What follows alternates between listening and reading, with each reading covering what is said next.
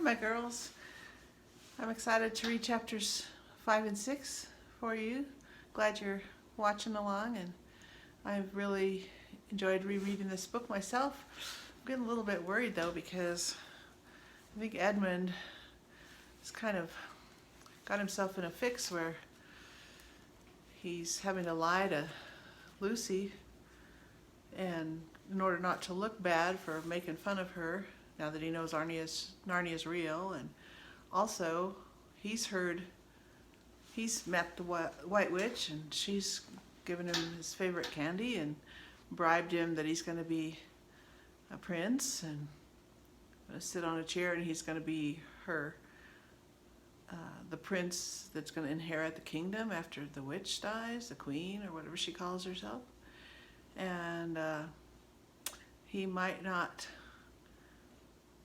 want to back Lucy up when she tells about the fawn and what the fawn has said about the witch. So it's a little concerning, but we'll see what happens. So chapter 5 is called Back on This Side of the Door. And I'll bet that's backwards maybe for you.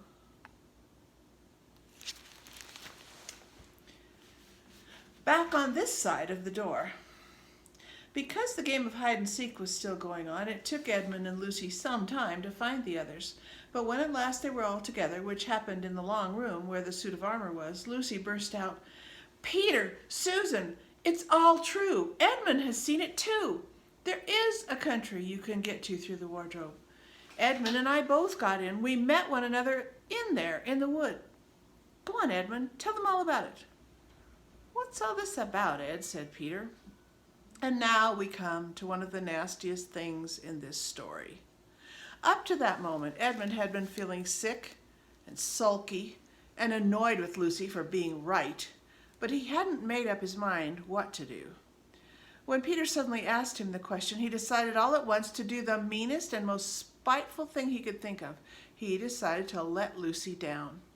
"Tell us, Ed," said Susan. And Edmund gave a very superior look, as if he were far older than Lucy. There was really only a year's difference.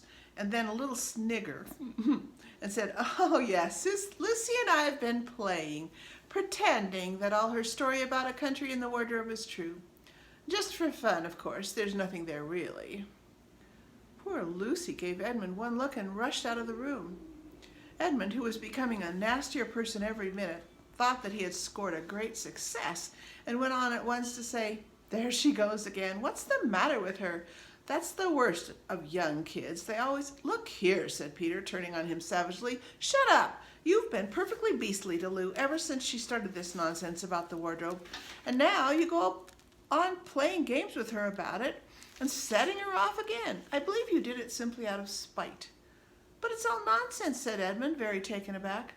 "Of course it's all nonsense," said Peter. "That's just the point. Lou was perfectly all right when we left home, but since we've been down here, she seems to be either going queer in the head or else turning into a most frightful liar. But whichever it is, what good do you think you'll do by jeering and nagging at her one day and encouraging her the next?" I thought, said Edmund, but he couldn't think of anything to say. "You didn't think anything at all," said Peter. "It's just spite. You've always liked being beastly to anyone smaller than yourself. We've seen that at school before now." "Do stop it," said Susan. "It won't make things any better having a row between you two. Let's go and find Lucy." In England, they call a little argument or a fight a row or a row. It's spelled R-O-W, and I'm not sure which way it's pronounced. It was not surprising that when they found Lucy a good deal later, everyone could see that she had been crying. Nothing they could say to her made any difference. She stuck to her story and said, "I don't care what you think and I don't care what you say. You can tell the professor, or you can write to Mother, or you can do anything you like. I know I've met a fawn in there, and I wish I'd stayed in there, and you are all beasts, beasts." It was an unpleasant evening. Lucy was miserable, and Edmund was beginning to feel that his plan wasn't working as well as he had expected. The two older ones were really beginning to think that Lucy was out of her mind. They stood in the passage talking about it in whispers long after she had gone to bed. The result was that next morning they decided they really would go and tell the whole thing to the professor. He'll write to Father if he thinks there is really something wrong with Lou, said Peter. It's getting beyond us. So they went and knocked at the study door, and the professor said, "Come in," and got up and found chairs for them and said he was quite at their disposal. Then he sat listening to them with the tips of his fingers pressed together and never interrupting till they had finished the whole story. After that he said nothing for quite a long time. Then he cleared his throat and said the last thing either of them had expected. "How do you know," he asked, "that your sister's story is not true?" "Oh, but," began Susan, and then stopped. Anyone could see from the old man's face that he was perfectly serious. Then Susan pulled herself together and said, "But Edmund said they had only been pretending." "That is a point," said the professor, "which certainly deserves consideration. Very careful consideration. For instance, if you'll excuse me asking the question, does your experience lead you to regard your brother or your sister as the more reliable? I mean, which is the more truthful?"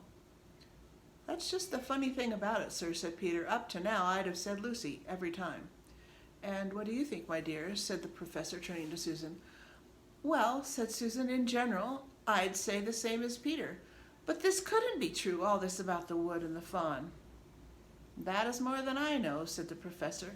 "And a charge of lying against someone whom you have always found truthful is a very serious thing.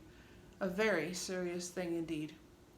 "We were afraid it mightn't even be lying," said Susan.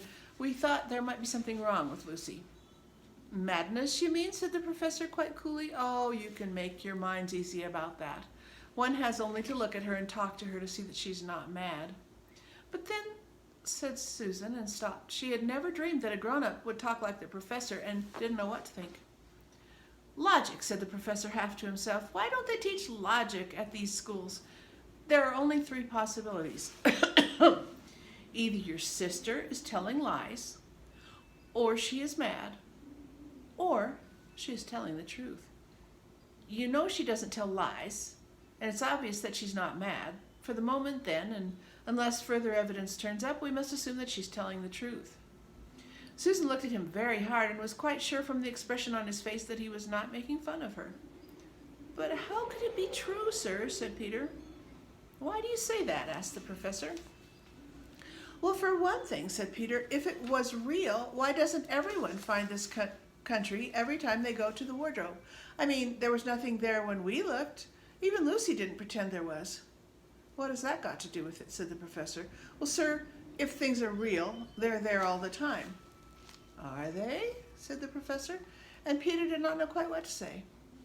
"But there was no time," said Susan. "Lucy had no time to have gone anywhere, even if there was such a place. She came running after us the very moment we were out of the room. It was less than a minute, and she pretended to have been away for hours." "That is the very thing that makes her story so likely to be true," said the professor. "If there really is a door in this house that leads to some other world, and I should warn you that this is a very strange house, and even I know very little bit about it.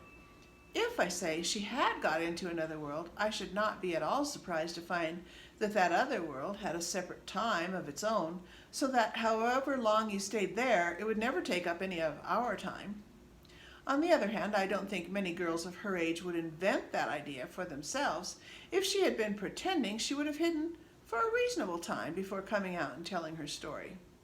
"But do you really mean, sir," said Peter, "that there could be other worlds all over the place, just round the corner, just like that?" "Nothing is more probable," said the professor, taking off his spectacles and beginning to polish them while he muttered to himself, "I wonder what they do teach them in these schools." "But what are we to do?" said Susan. She felt that the conversation was beginning to get off the point.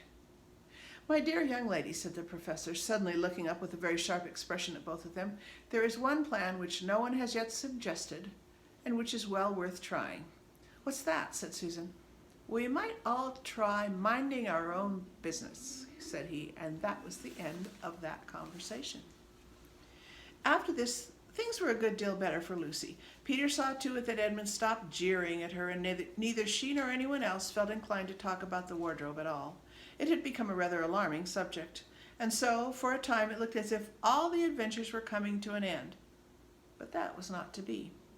This house of the professor's, which even he knew so little about, was so old and famous that people from all over England used to come and ask permission to see it. It was the sort of house that's mentioned in guidebooks and even in histories, and well it might be, for all manner of stories were told about it, some of them even stranger than the one I am telling you now.